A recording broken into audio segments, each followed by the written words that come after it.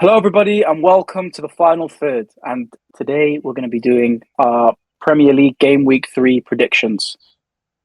And at the beginning of the video, we're going to be doing just a review on the Carabao Cup games. Not good for either of us. And by the way, we're recording on Wednesday night.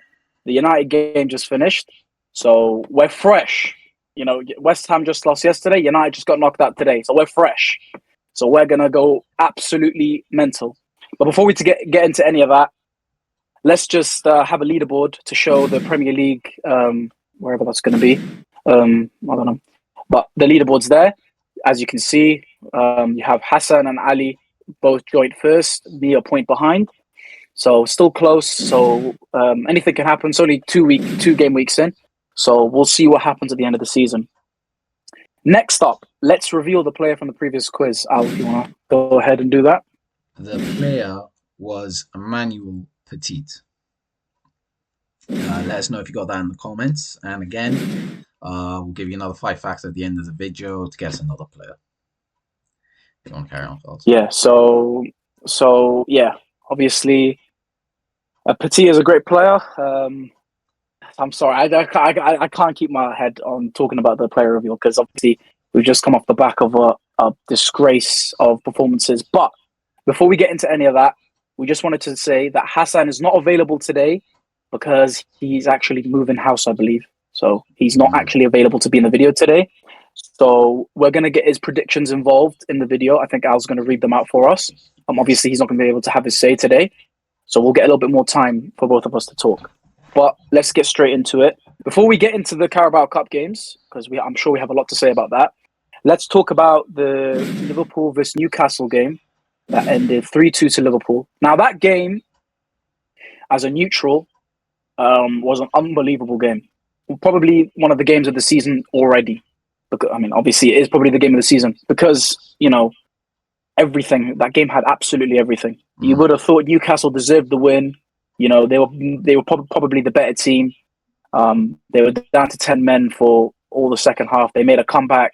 It was unbelievable. That's what football is. It's beautiful. It's close. It had a late winner. And yeah, what did you think of the game?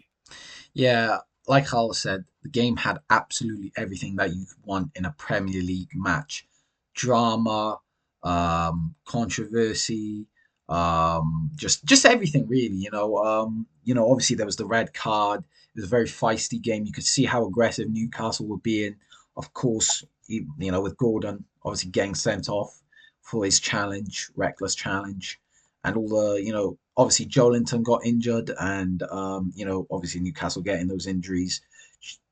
Yeah, and obviously just the late winner and all the goals were just amazing, really. It was like I say, there's not really much more to say about it. It had everything you wanted.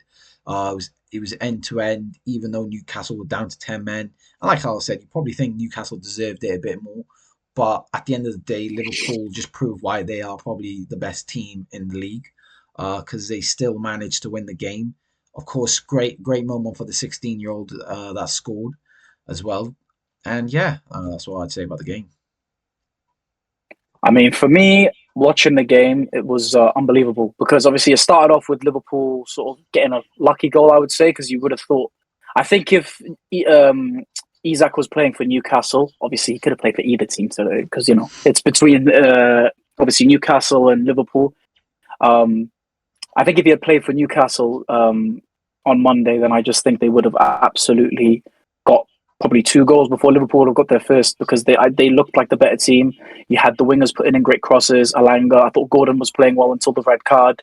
Harvey Barnes was okay, not as good as the other two, but did okay. And I thought the midfield was absolutely fantastic. Bruno Guimaraes was unbelievable. That's a captain's performance right there. They got very unlucky. What I will say is Liverpool, at the end of the day, they're just champions for a reason. They win games when they don't perform well. They win games in the unlikeliest of scenarios. And if you give your plaudits to Newcastle for coming back into the game, it's great from Arne Slot to bring on the players he did, Harvey Elliott and Rio. I can't, with all due respect, I can't pronounce his last name. His last name's a bit complicated, but yeah, he took that goal so well. Like he had so much time to think about it. and just he slotted it. You know, some players of the highest caliber could miss that chance, right? Mm. But he took that so well. You can see the confidence is there. I mean, I've seen an interview saying that he believes he can win the Ballon d'Or in the future. Shows how much self belief he's got in himself. And you never know, the sky's the limit for this kid. There's not many kids that have scored at 16 years old in the Prem, so you got to give him his plaudits. So yeah, Mm. Liverpool. At the end of the day, they won the game. I wouldn't say fair and square, but they obviously are now joint top with Tottenham and Arsenal of the league. But I think that's enough of that because we have our own things to worry about. Now we're going to go on to the Carabao Cup games. Since West Ham played before Man United, we'll start with West Ham. Al, go ahead. Yeah, man. Like, what can I say? It just gets worse and worse every game. Um, it began really with the lineup. Apologies, just dropped my phone. Yeah, so it began with the lineup, and that's when I knew it was going to be a very long day and a very long game. Um, yeah, like the second I saw that midfield that was put out, I knew it was not going to go well for us. And I'm not surprised if Potter is going to get the sack after this, after this week. Of course, he's still got the Nottingham Forest game.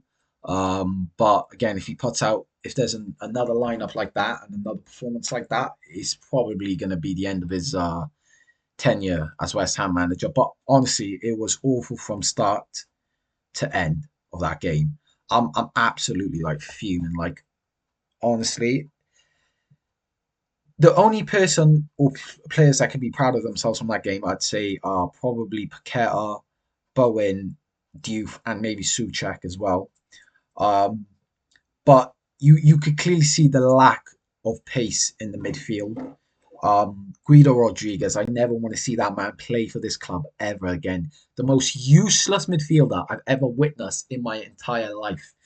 I, I do not know what was going through Graham Potter's head yet after he had given away a penalty and was absolutely disgraceful for that first half to not sub him off. Yeah, I understand he hasn't been back and he hasn't got many choices in the midfield, but you had Freddie Potts on the bench. You're better off, what's he got to lose? Play him. If he doesn't play well, it doesn't matter. Guido Rodriguez wasn't doing any better. You've got nothing to lose, so I don't understand why he's still playing him, right? And like to be honest, it was like I'm not surprised. I'm pretty sure we've now broken the record for amount of points lost from a winning position, and Well, most points dropped. yeah, exactly, and it showed in this game like how many times we've gone, taken the lead and still lost the game. Like it's just unbelievable. The team just every time they take the lead, they just play defensive. Of course, that's because down to Graham Potter and how he set up the team. He and the substitutions he's made. It's like with Kilman for Aged when we went 2-1 up, instead of subbing off Guido Rodriguez or possibly bringing on some strikers. No, he decides let's just sub one of the centre backs for another centre back. Yeah, it just shows how awful he is as a manager. And I've tried to back him, and I've tried to look at his perspective, understanding, try to defend him, for the fact that he hasn't been backed. But honestly, at this point, I've had enough. I've had enough, and he's got to take some blame because those lineups he's been playing out, and the fact that he keeps going with the five at the back is his fault. It's his fault. I've had enough. I'm fuming. West Ham fans are fuming, and after the game was another disgraceful scene. Of course, we saw Bowen arguing with some of the fans, and I'm with Bowen on this. The fans have no respect. I don't know how they can have a go at probably the one player that's put in the most effort every game, our captain, Jared Bowen.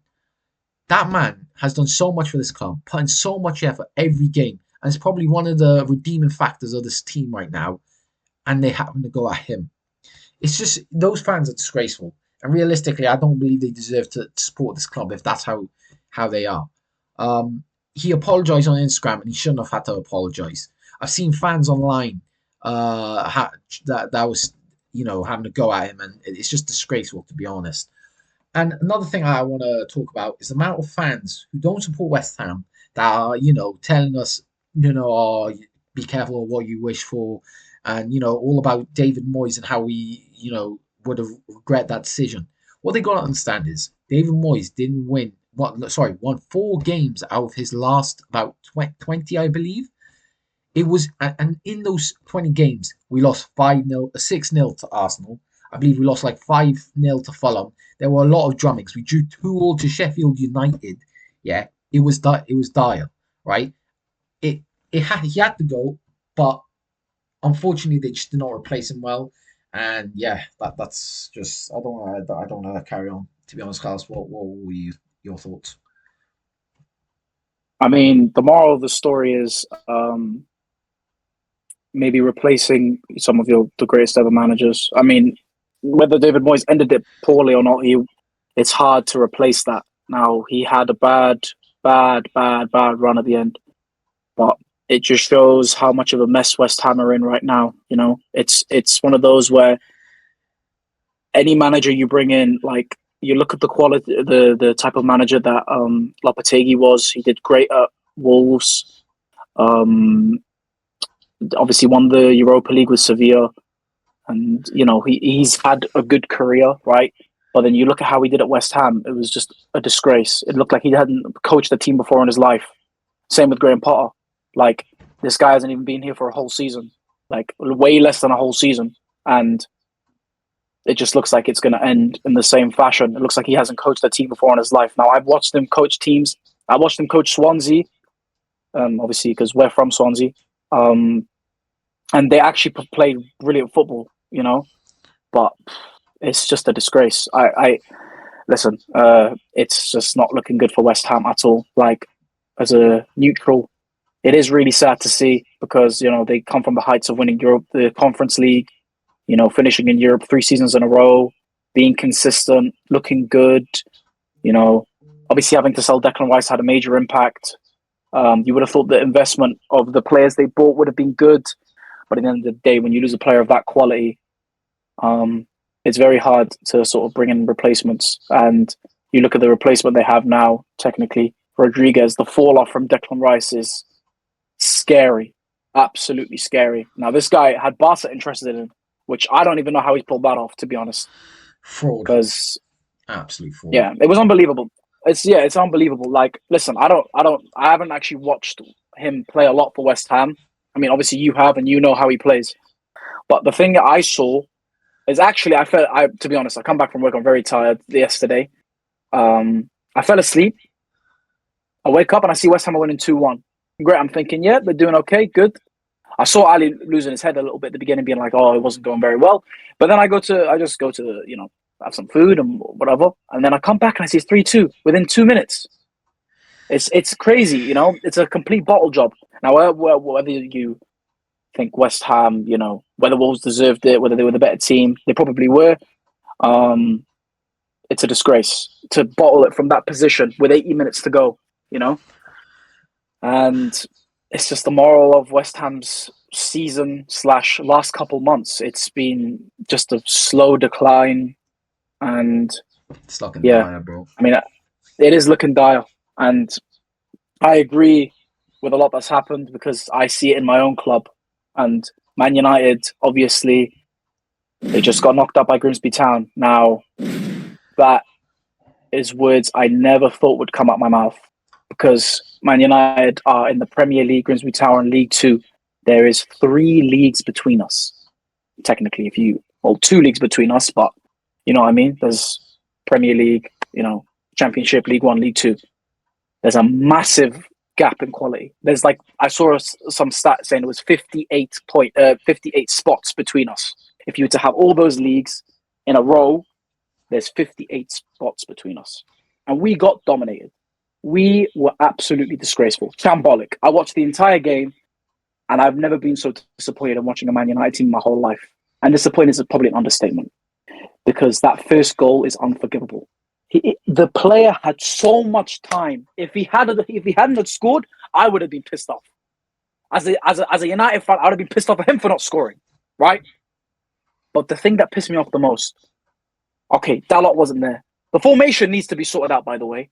The right back should be marking the left winger. It's disgusting. Dalot was on the halfway line. I've said it. 3 back is The an centre backs awful are tucked in. formation, bro. five at the back, three at the back, whatever 100%. you want to call it. And it clearly hasn't worked. And it clearly isn't working for either team. But Mm, we look at it with United in this game. The centre backs were tucked in, right? The left winger was in his own space. You could see it a mile off.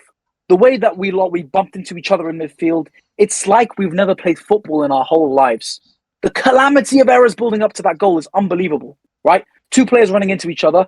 They go, quickly pass around to a player who had all the time in the world to take a touch, control the ball, and then finish.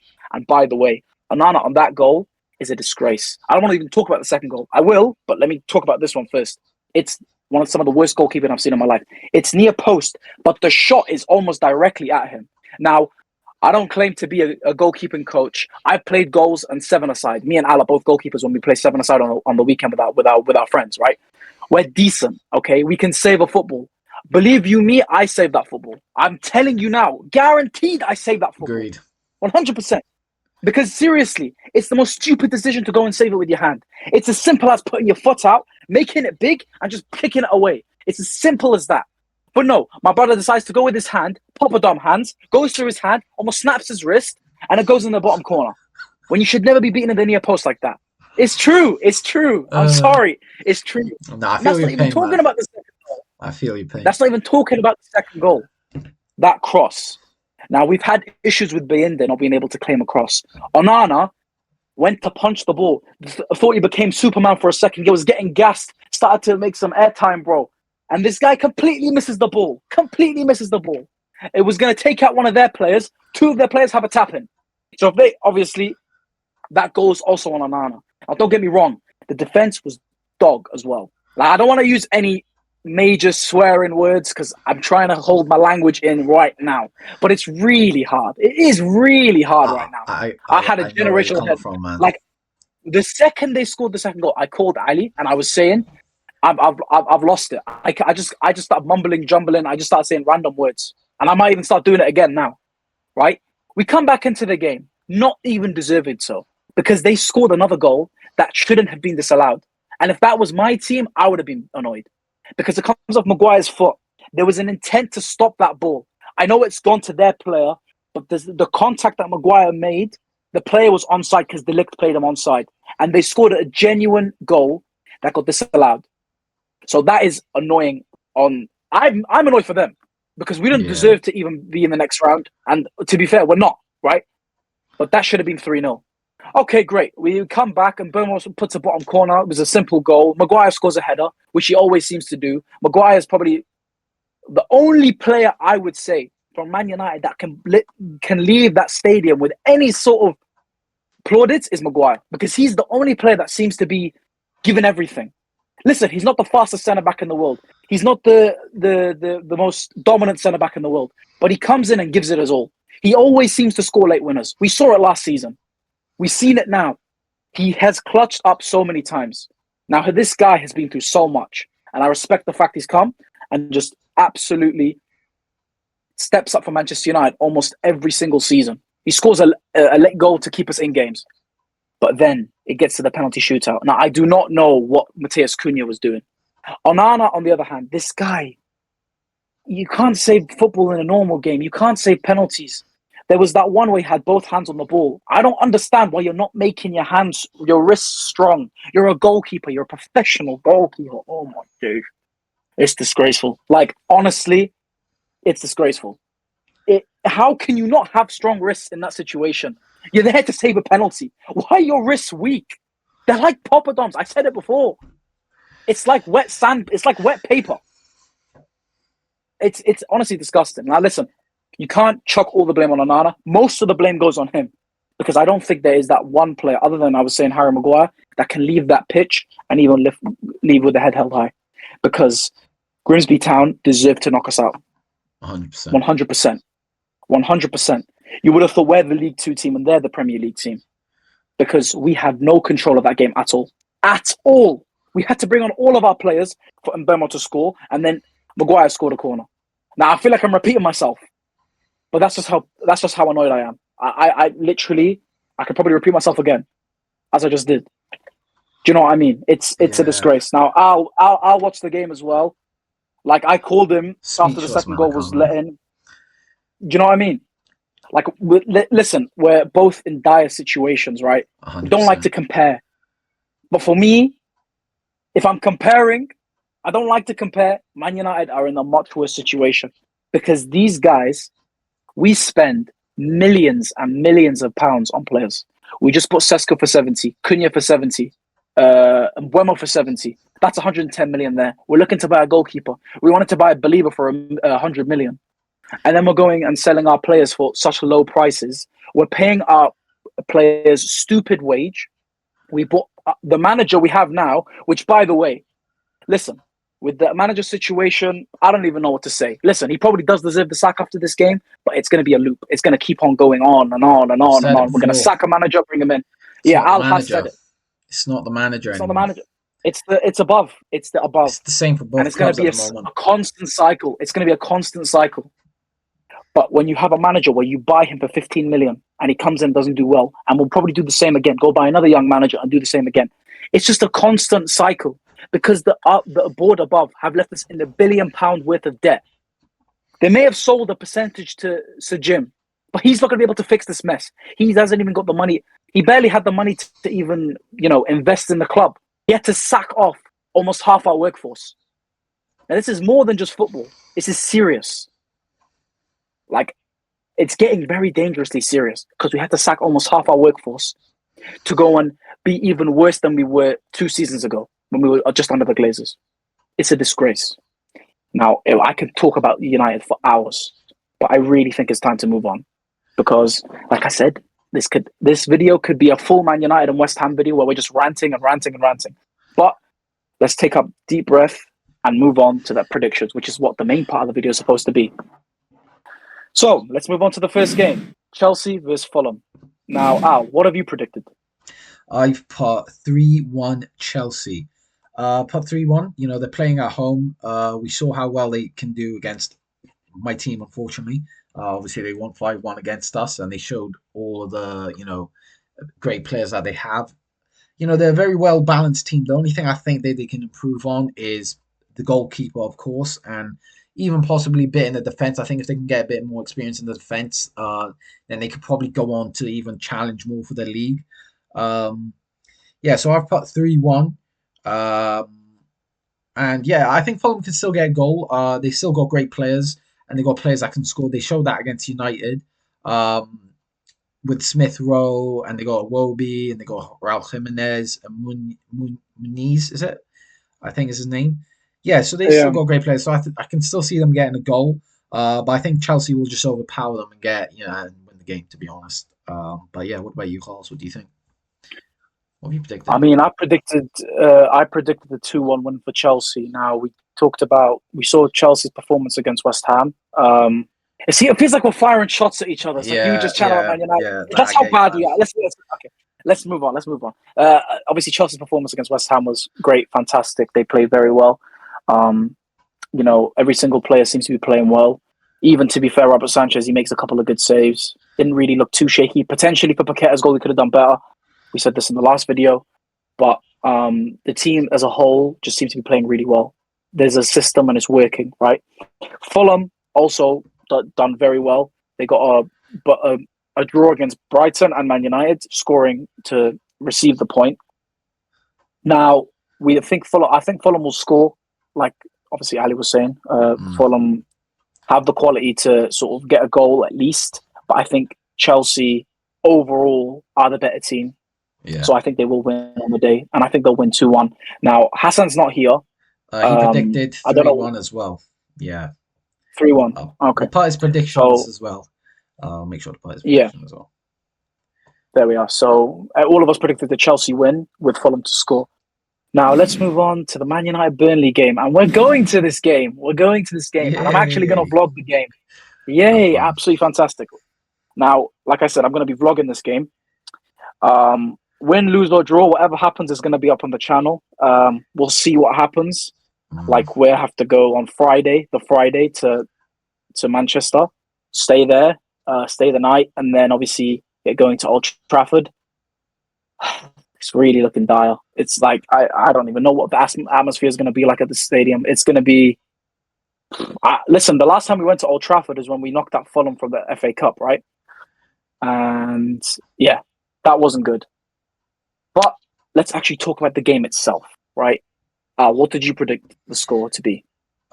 So I left my prediction for this game until after the the Grimsby game. I want to see how they performed, so I can make a more informed decision. So after that game, I've put 2-1 Burnley. I just think with what you've been saying about United and how it just keeps, it's like keeps going, getting worse and worse for them. I just think with the atmosphere, I don't feel like a lot of fans are going to be backing Ruben Amorim. I think a lot of people want him out. I think the players are going to be, feeling really, really down at the moment because of that game tonight and being out of the cup. I just think all this, you know, accumulating is just going to really affect the team. And I just don't think they're going to be able to perform on the day. And I think Burnley will just be more up for it. And I know I know it's shocking to say, but I genuinely think Burnley might win 2-1. What do you think? Now, I mean, before we got into my prediction, I think because Hassan usually is in the middle, I think we should put his prediction. Now, bearing in mind he gave us his prediction before the game, so I don't know what's his prediction now. He's predicted 2-0 United, but I'm sure that has changed after the Grimsby game. I am definitely sure it But changed. he's going to have to stick with that because he's not here today. So that's unfortunate for Yeah, him. I predicted 2-1 Burnley as well. Now, after watching that disgrace of a performance against Grimsby, because nothing went well for us that game. Like I said, obviously we're going to that game. I'm expecting the atmosphere to be absolutely Dire. disgusting. I just think I don't think the fans will Yeah. have any energy. I think it'll be a I mean, we're toxic gonna go. atmosphere, bro. I'm not It gonna will be. lie. I would definitely. You're gonna feel the toxicity, and I'm not looking forward because I was hoping we are gonna go to this game. We booked it before the season started. We were hoping because after a good preseason, we looked okay. We thought it would be a good sort of game to go to. You know, Burnley promoted side. Now Burnley did well to beat Sunderland 2-0, by the way. So don't take anything away from them. They're great. Yeah, They're a good team, and I think they can definitely come to Old Trafford and win the game. That's why we predicted it. But I think Man United are just so bad. That is more the reason why Burnley would win, yeah, not because they're a decent team, right? But obviously Grimsby Town are League Two quality and they beat us. So I mean Burnley, if anything, they should be having a field day, right? But I've only gone for the 2-1 scoreline. I think if they do win, they won't win by a lot, only because it is at Old Trafford, and I hope to God that these players have some kind of humility and some kind of care for the club, right? You're here, you're getting paid. And obviously, we're going all the way. So, if anything, I really hope for us to win, right? But I don't think that's going to happen, even though we're going to go all the way. yeah, And the amount of money we've spent just to even get there, right?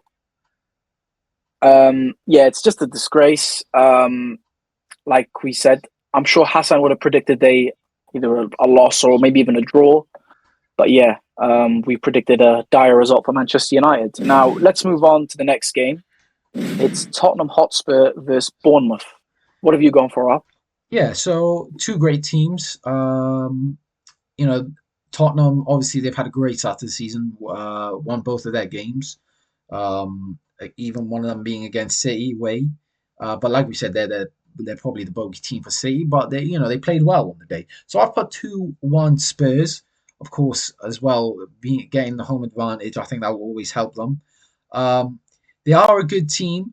And they got a lot of good attacking force. They've shown that in the games that they've won already. They've scored 5 goals in 2 games, I believe. So yeah, they showed they can score. They've kept clean sheets, but I do think Bournemouth will get a goal. I think they do have players like Semenyo who can get them a goal. And I just think sometimes Tottenham's defense can be a bit shaky at times. Of course, I think under Thomas Frank, to be honest, I was debating whether to put 2-0 or 2-1. Only because with Thomas Frank and how he plays defensively and how good players Tottenham have in their defence. So I was debating making it 2-0 Tottenham, but I just think Bournemouth, they're a good team and I think they will be able to get a goal. But yeah, no, I put 2-1. 2-1. What about you, Charles? I mean, I've gone for a similar score of 2-1. Now, I'm actually looking at previous games where Bournemouth beat Wolves 1-0 and they had a lot of possession. Um, I think the game before that, they must have had something similar. If you just give me a second, against obviously it was against Liverpool. Okay, the possession is going to be less. Of course, it's Liverpool. Now, I think Bournemouth will dominate the possession in this game because I think Tottenham now have become a very counter-attacking side, same way Brentford were under Thomas Frank. Um, they have the players to be able to hit on the counter-attack, and we've seen it work against Manchester City. We've seen it work against Burnley. It's at home. I think Tottenham have players that are well in form. You know, Mohamed Kudus, Richarlison, even Brennan Johnson, even the midfielders. I mean, Joao Painho scored against Man City. The defense is a bit shaky, I think. I mean, they've got a great defense in a sense, but I think they can concede a goal because Bournemouth are a good team, right? Like you said, Semenyo is a fantastic player. I mean, Bournemouth have a lot of quality. But I just don't think that they'll be able to beat Tottenham. I think Tottenham just overall are better. So I would give a 2-1 win for Bournemouth. And I believe, what do you think? What was Hassan's Oh yeah, prediction sorry, on? apologies. Hassan's prediction was he put 4-1 Tottenham. I guess he's a bit more confident in Tottenham to win. So Yeah. yeah, I mean, I can kind of see it maybe just because of how they played the last couple of games. yeah, I I think it's a bit excessive. I mean, let's not say anything because he's not really here to defend his yeah. His result well, prediction. that's his So prediction. let's just exactly. So let's move on to the next game. So we have Sunderland versus Brentford. What do you think, Al? I've put 1-0 Sunderland. Now, this is a game that both teams are going to want to win. So they're going to put, I think they're both going to be up for it. Of course, it's these kind of games when you're lower in the league that you kind of want to win. Teams against probably that more their level, you'd say, that they're more likely to beat. Um, I do think, though, with the players that Sunderland have brought in, I think they just have a bit more quality in their team. Uh, uh, like other, except for Brent, like so, I just think they got more quality than Brentford. Um, I do like how Brentford have played this season, considering the players that they've lost. They've still given a resilient effort. They obviously beat Aston Villa, which was a shock. I know they lost to Nottingham Forest, but considering everything that's happened to them in the transfer window, you got to give it to them. They're still fighting. Ouattara from Bournemouth looks good for them, so I think they'll give it a good go against Sunderland, but I think Sunderland's quality that they brought in will just outshine them. And I think it will still be close, but I've put 1-0. 1-0 Sunderland. I think that's a fair result. What was Hassan's result, by the way? Hassan has predicted 2-2. Okay, yeah. I've actually gone a similar type of thing with Hassan. I've gone for a draw as well, but I've gone with 1-1. Now, Ali was talking about the quality of Sunderland, and obviously that is there to be seen. Look at the players they brought in. Yeah, they are a great team, and they're very exciting with the players they have and the players they've invested in, and probably the players they're going to also look to invest in even more, Mm. right? I just think that Brentford, they actually have come off the back of a Carabao Cup win. Um, they look a little bit more excited, I guess. They have some good players, they do. When you really look at it, Otara, I think he's a great player. Now, why he left Bournemouth, I won't know. But yeah, he looks like a very good player. So it's very interesting to think and see. They also got Um, Kelleher as well, of actually, course. they got Keller up. Do you know what? They actually knocked out Bournemouth, believe it or not. Is And it? I'm pretty sure, did Otara? Yeah, Oh, I I didn't don't know think that. Otara started. Otara, he came off the bench though. So they knocked out Bournemouth from the Carabao Cup. So Ooh. that's going to give them a bit of a confidence booster. So throwing a bit of a span in the works. Now, this is me predicting before I even knew what the result is. I literally just found out now. Um, but yeah, no, I think Brentford will give Sunderland a good game. I just think it'll be a good game in general because both these two, like Ali was saying, are going to fight to stay in the Premier League this season. And I have gone for 1-1 for this game. Now, the next game is Wolves versus Everton. Both teams, they've got quality. They've come off the back of good wins, I would say. I mean, Wolves in the Carabao Cup and Everton in the league. I don't actually know what Everton's result was in the Carabao Cup. They beat Mansfield Town 2-0, which, it's kind of expected at that point, and it's at home. But Al, what did you think the result will be for this game? Even though considering Everton's performance against Brighton the other day, I have put Wolves 1-0. This might be a bit of a rogue prediction from me.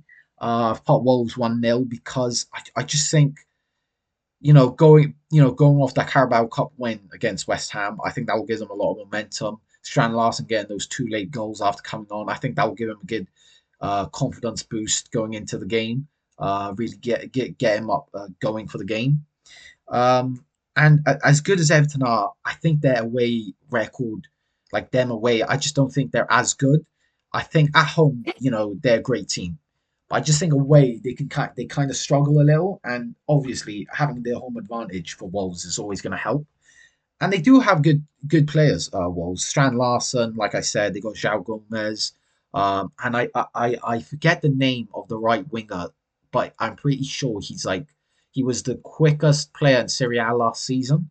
Now I forgot his name, but I saw him in the Carabao Cup game, and he was rapid. So that's another great player that Wolves have on their hands. So yeah, I've put 1-0 Wolves. Might be a bit of a rogue shout, but I think they can. I think they can beat Everton. What was Hassan's prediction, by the way, Al? Yes, so Hassan predicted for that game 1-1. I think that's a fair prediction. 1-1. Yeah, Yeah. I think I can see that being a close game, but I have kind of followed your lead, not Mm. because you predicted it, but I've gone with a Wolverhampton win, a bit more convincing, 3-1. Now, Oof. I think Everton will get a goal. I think they will, and I think Everton said that Jack Grealish and Iliman Ndiaye's link up will work. I think that will be the reason they score. Those two are fantastic players. I just think that Wolves haven't played at home, haven't not won their first two games. They lost both their first two games. I think they need a win Agreed. desperately. Agreed. And I believe that whether you think Everton are going to be good this season or not, I think they will just sort of perform on the day, Wolves, and I think they will get the result. And I think um, 3-1 will be the score. Obviously, Stret Larson, we saw scored two goals against West Ham. Now that gives him a bit of confidence. Obviously, we know that Newcastle are interested in him. I think his price has Let's rocketed see up if after he's that good. game. His Don't think price they can probably accept has rocketed anything up. after. I don't think they'll accept anything less than like 70 at this point. That's how important I think he is to Honestly, them. And how little they got left and to replace him. Sorry to interrupt you, but I thought I'd just add that. it's all right. No, 100%. I agree. I agree with he's a fantastic striker. Could put the notes where the back of the net is. Apparently, he's a replacement for Callum Wilson, which I don't know why you replace Callum Wilson. He's quality, so I thought it'd be a replacement for Isaac. But anyway, he's just a fantastic player. Mm. So I think that if the players that they brought in can sort of feed it to him correctly, then yeah, I see him getting a couple goals that day and winning 3-1 the game for Wolves. And we'll move on to the next game, which is Leeds versus Newcastle. What was your score prediction, Al? Honestly, this is going to be a very crazy prediction. I've put Leeds 1-0. Ooh, okay. Honestly, look, after the last match week we had and the crazy shock results we had, I just for some reason have a feeling that Leeds might just have something against Newcastle, get something against Newcastle. I think it's more obviously after that Liverpool game against Newcastle, they played amazingly, out of their skin, especially with a man down. But that's the thing. They've lost Gordon. They've lost a couple of players through injury. And, with even still not having Isaac, I, I just I could just see it happening. They clearly showed in that game against Liverpool how much they were missing a striker in Isaac, as they did struggle at the start of the game to score a goal. They were getting the chances and they were playing well, but they just weren't able to really finish their chances. So I just don't think they'll be able to score against Leeds.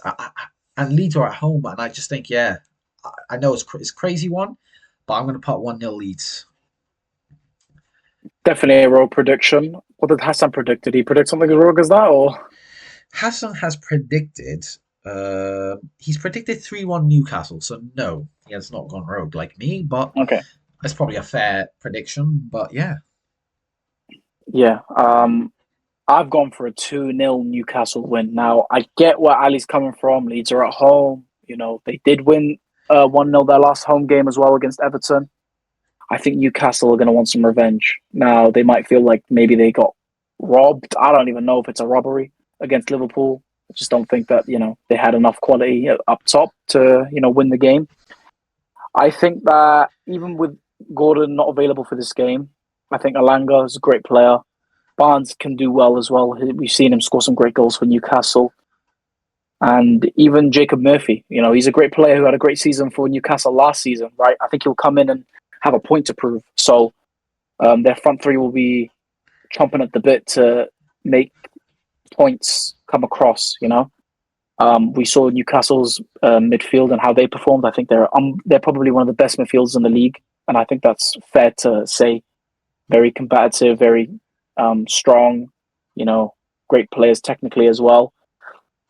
Yeah, I just think that Newcastle are going to perform better on the day, even though Leeds do have good players, great players at that. Some of them have Premier experience, some of them are a bit more heavy metal. Leeds are a decent team, but I just think that Newcastle will beat them on the day. So I've gone for 2-0. Now we move on to Brighton versus Manchester City. Now, that game is going to be interesting. Again, the last couple seasons, last season, I don't think did Man City not beat them last season? I think Brighton were a bit of a bogey team for them, which, Man City seem to have a couple of those bogey teams that always seem to get those points off them. Like we said, it should be an interesting game, but what do you think, Al? Look, I think again, probably a bit of a shocking result prediction. I've put a 3-2 Brighton. The reason I think it will be a high scoring game. Both these teams have great quality in the attack, and I just think so. I think that's why there'll be many goals. And like you say, Brighton seem to be like Tottenham, a bit of a bogey team for them, for Man City. Sometimes getting points off them, and of course they are playing at home, Brighton, which always helps. Um, and I don't have they won a game this season. I don't believe they have. I think they No. drew the first game and they lost against Everton. So they're going to really want that win, to get their season up and running. And I just really think I could just see them just edging the win over City, maybe in the last minutes of the game. They've shown that they can create chances. It's just whether they can finish them. Brighton. Of course, we saw against Everton, Matoma hit the bar from a great chance. So it shows that they have that quality up front. But again, obviously Man City do as well. Correct me if I'm wrong. Has Donnarumma signed yet? I don't think he has he? No, it's not. It's still not close to being done. He is very close in terms of personal terms. He's agreed them, but Manchester City still have to sell Edison, because obviously they can't have four almost first choice goalkeepers at the club at once. So they have to wait until they sell at least Edison to bring him in. So that makes it interesting. You got to think. Obviously, James Trafford against Tottenham, unfortunately, just wasn't great. Had a bit of a, I don't want to say disaster class, a bit harsh, but he probably did. And if he's going to start again, the pressure's going to be on him. Can he handle that pressure? The way Brighton play, I think it might get to him, and I think he might make a mistake or two that might cost City the game. So that's kind of as well what's gone into my thinking towards my prediction. That's 3-2 again. Yeah, for Brighton. What was Hassan's prediction? Hassan's prediction was 3-1 Man City. So fair prediction, Great team, so I can Yeah. understand why he's put that. Yeah, that is fair. But I've also predicted the Brighton win. Now, you might think it's a bit biased because I'm a Man United fan. I'm not wearing the kit today because I have my reasons because I don't want to wear it. I think that Brighton need a win. It was kind of the same thing as Wolves, not having won a game this season. And I know Brighton have the top type of players that are just fantastic. We talk about Matoma, Baliba, and many other players too. Those are just the high profile ones at the moment. They always seem to come up with more players coming out every season that reach top Premier League quality. I just think that they need this win probably more than City. I know City just come off the back of a loss against Tottenham. Tottenham obviously playing great this season. I don't think it'll be a battering or anything, or it'll be a very one-sided game. I just think that Brighton need it more.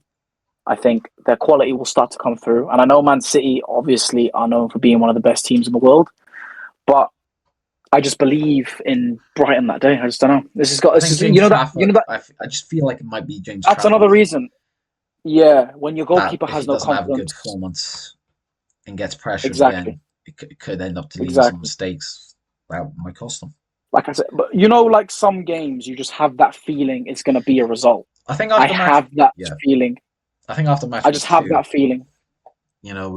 it's just made me realize Yeah, you just can't. Yeah, this is what I'm saying. that You how can hard it is to predict predict these any games. result. You can kind of predict any result, and it could happen. Do you know what I mean? That's the thing. This is what I was saying. The Premier League is so exciting, and that's what we want. We want teams, not Yeah, not knowing for what's us going to though, is happen. it? Even the top teams. Yeah, we don't talk about us. Actually, I say that the next game is about West Ham. So it's Forest versus West Ham. Oh, did I say my result about Man City? I predicted You 2-1 did. Brighton, just in case. I did, yeah, just in case.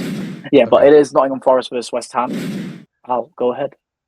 Yeah, I think this is going to be the final nail in the coffin for Graham Potter, to be honest. I've put 3-1 on Forest, and at this rate, I hope he loses. Because if he gets a win and carries on as manager, it's going to be bleak for us, and it's probably going to be a very long season. I think, look, as well as that, Nottingham Forest are just a much better team than West Ham at the moment, clearly. Miles better, the team. Um, but a crazy thing that's going on in Nottingham Forest, it looks like the manager might even get the sack due to the relationship with the owner. Now that is crazy, considering how good that manager is and how much he's done for that team. Um, but he said that he won't leave, he won't walk away from the job. But I guess that's due to money, because of course, if he walks away, he doesn't get the payout. Whereas if he gets sacked, he gets the payout. So you can understand why he won't walk away and he's waiting for the sack. I think he is waiting for the sack, if I'm being honest, because he knows that it's inevitable. With the way the owner is. Honestly, I think the owner could end up being like the downfall for Nottingham Forest, just the way he acts. It's just I don't know what he's doing, man. He's a weird owner, bro. Weird He guy. seems very stubborn.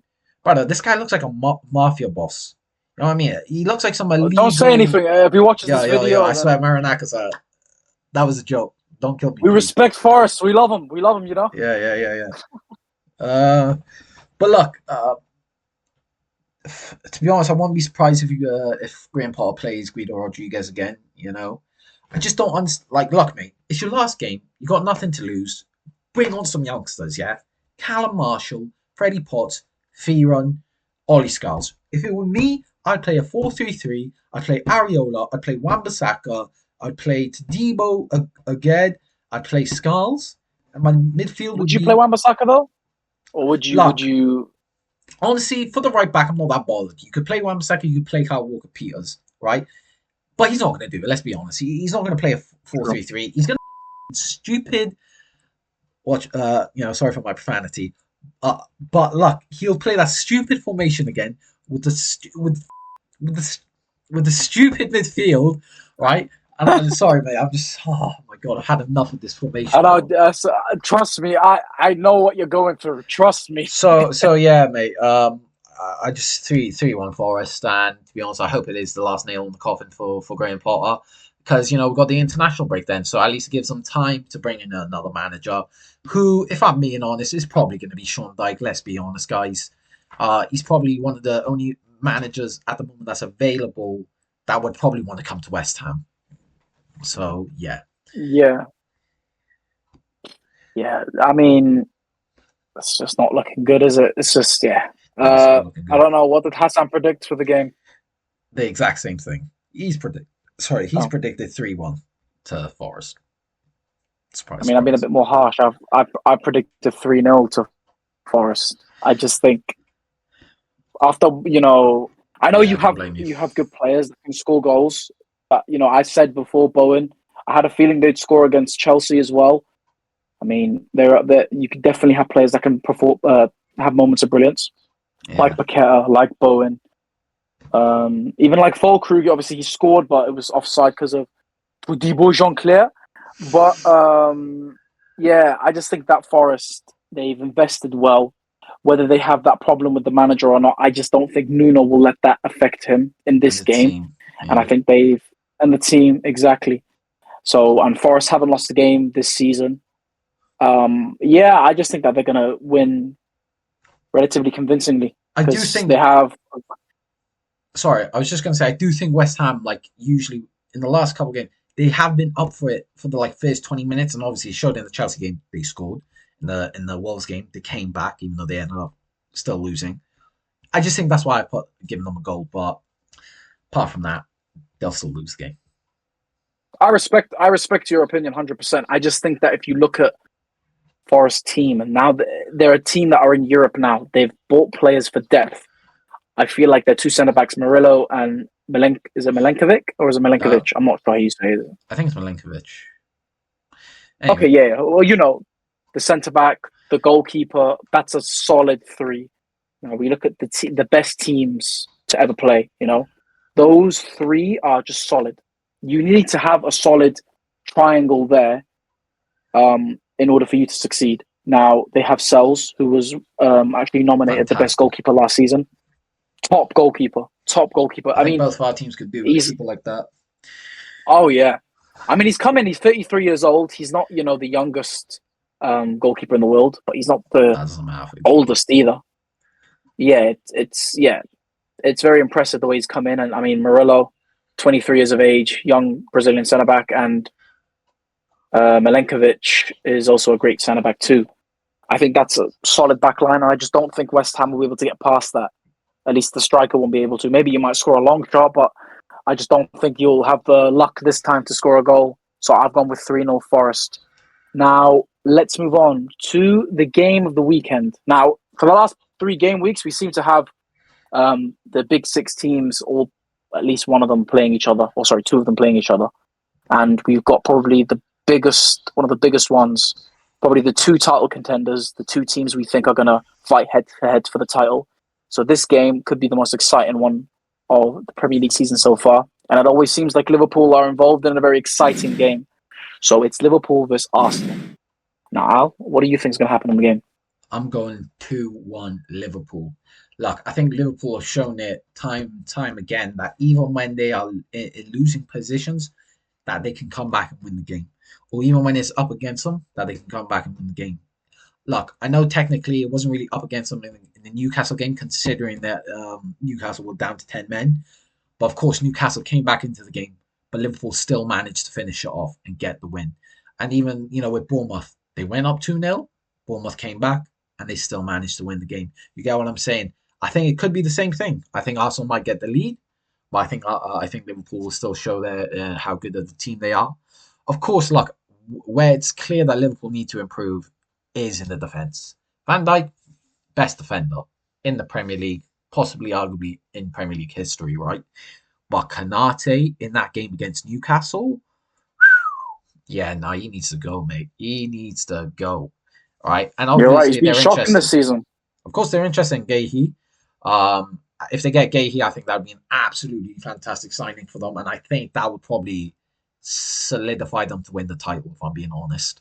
I think that's just what they need. And they need that player in that position just to solidify the defense and get them those clean sheets and make those games more convincing for them. But yeah, apart from that, I've got 2-1. I reckon you see Salah, he might ghost for most of the game, but he'll still pop up with a goal and assist to like really impact the game. So yeah, I just think Liverpool 2-1. I mean, I've gone with a 1-1 draw. I think that it will be a much closer game than people think. They both have great teams, and now Arsenal obviously invested in Eze. I know Bukayo Saka's injured, but I think Guarnieri's going to come in and do a great job. He's a great young player. Mm. I think the level that both teams are at is at the very top of football. Now I know Arsenal. Obviously, we talk about them being second FC, always finishing second, and that's not a cuss because trust me, I would love to be where they are right now. But Literally. they are, yeah. Do you know what I mean? They're there. They're in and about challenging for the title and all that. But I think that they've invested in the correct places. They've invested in the striker. Obviously, Gyökeres scored his first two goals for them against Leeds. Eze, fantastic player. We've seen what he can do at Crystal Palace. Mm. Obviously, winning them the FA Cup and all that, and he's a great player. And I think these players will come in and really make an impact. Now, don't take anything away from Liverpool. I just think that, like we said, their defense looks a bit shaky. Konate hasn't really been, very stable. If that's a fair thing to say. And Kirkez Kirkers. obviously coming in. Mm. Kirkez, yeah, he's a new player. It is kind of hard coming into a big team, replacing the likes of Robertson. Obviously, Robertson has been such a consistent for them the last couple of seasons, and obviously he has started to fall off, which obviously comes with age. Yeah, I think that Arsenal will be able to get at them, but I think everybody knows the Anfield atmosphere will just at least get Liverpool a result. So I Mm. really believe it's going to be 1-1, and it will be a great game. And it could even be 2-2, but I think it'll be a draw. But I'm going to stick with the 1-1. What did Hassan predict, by the way? He put 2-1 Liverpool, like myself. Okay. Yeah, so it's kind of following a similar format. Like we said, we know Liverpool fantastic, but yeah, that's just how we think it's going to end up. And the final game of the weekend is going to be Aston Villa versus Crystal Palace. Now, both teams have probably had Not great start. not great transfer windows, not great start either. Obviously, Palace, I think, did they Bit draw better. their first game? He, Bit better, yeah, bit they've better. drawn both games, I They believe. Yeah, drew both their yeah. games, So a yeah. bit better for And Palace, but not great for yeah, I mean, Aston Villa. Villa drew against Newcastle, but they lost against Brentford. Um, it should be an interesting game. I mean, Crystal Palace lost Eze. Aston Villa really haven't really invested correctly And or they at lost all, Ramsey. and they lost Ramsey. What do you think, Al? I've put 2-1 Villa. Now, like you say, Crystal Palace have lost Eze, even though they did show against Nottingham Forest that they're still a great team, even without Eze. I just think, for Villa, they need this win so bad. And I reckon Unai Emery's really drilled that into the players. You know what I mean? Like, they obviously haven't won. They've lost to Brentford, which would be an absolute shock, disappointing loss for Villa. And yeah, so I just think they're going to be really up for it this time. They know that they really need this win to really kickstart their season. And I just reckon Unai Emery's really drilled that into them. And look, Crystal Palace, they are a great team, so I still think they can get a goal. But ultimately, I think Aston Villa's team is just better, and I think they'll just get over the line against Crystal Palace.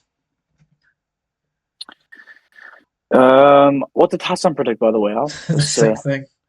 2-1. yeah. Yeah, I mean, he's just a boring guy, and we're Yeah, not what a even in the boring same guy, city, man. and he's just I know he ain't so here, boring, and he can't defend himself, but yeah. I mean, we'll probably say it to his face anyways, but Uh, what I will say is I've gone a bit different again. I've gone with a draw. Fair enough. Now, I've gone Understandable. with a boring 0-0. Now, I think Gahey will probably still be at Palace. Obviously, this video is being recorded on the Wednesday, so obviously anything can happen in the transfer window. Obviously he could sign for Liverpool tomorrow, right? But if he is still there, I think the defense is solid. I think Villa's defense is solid. And I think both of their attacks have lost major assets. I mean, Mm. obviously, Aston Villa haven't really been good. And obviously, Crystal Palace have lost Eze. So I don't see it being a very high scoring game at all. I just don't think there'll be a single goal. And I think both of them have great goalkeepers, Emi Yeah, Martinez and Henderson. They're both quality players.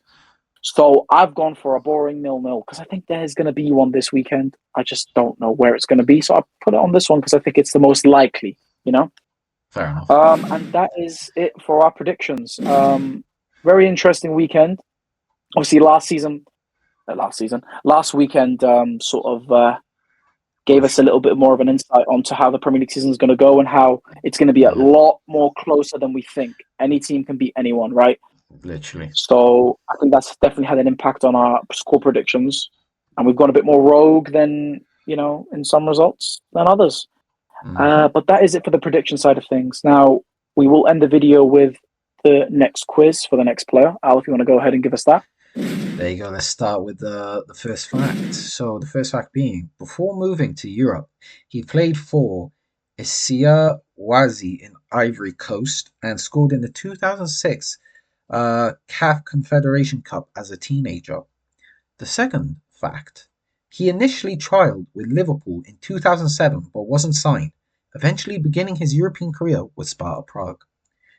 Third fact, he scored a brace against Algeria in the 2015 Africa Cup of Nations quarter-final, helping Ivory Coast on their way to the title. Fourth fact, his move to Manchester City reunited him with Wilfred as a teammate, confusingly. He shared his first name with Wilfred Zaha when both were briefly linked in the Ivorian squad at the time. Despite his big fifth and final fact, despite his big transfer fee, he managed only 6 Premier League goals in 2.5 seasons at City. I feel like you might be able to get that from the facts that I've given. Let us know in the comments if you did and who you think it is. And yeah, that's the fact. I think for me, I might be able to guess it right now, but obviously we want you guys to give it a try. I'm not sure actually how long this video has been, but I think it's probably on the longer side, even though it's only 2 of us. But obviously, we just had to get everything that we had off our chests. It was a lot to cover. Like we said, we had to get stuff off our chest. This has definitely been therapeutic, as we're just able to rant to you guys, and hopefully, I mean, you guys probably enjoyed it because you guys just don't like us, and that's it. But yeah, thank you guys for coming in. We really appreciate you coming in and being here for us in our time of need. But yeah, we hope you guys can leave a like. Hope you guys can subscribe, turn on the notification bell because we upload twice a week. And we have that vlog coming up for the Man United Burnley game next week as well. So that should be interesting. And that's it, guys. Thank you so much for coming in. And we will see you on the next one. Take care, guys. Take care.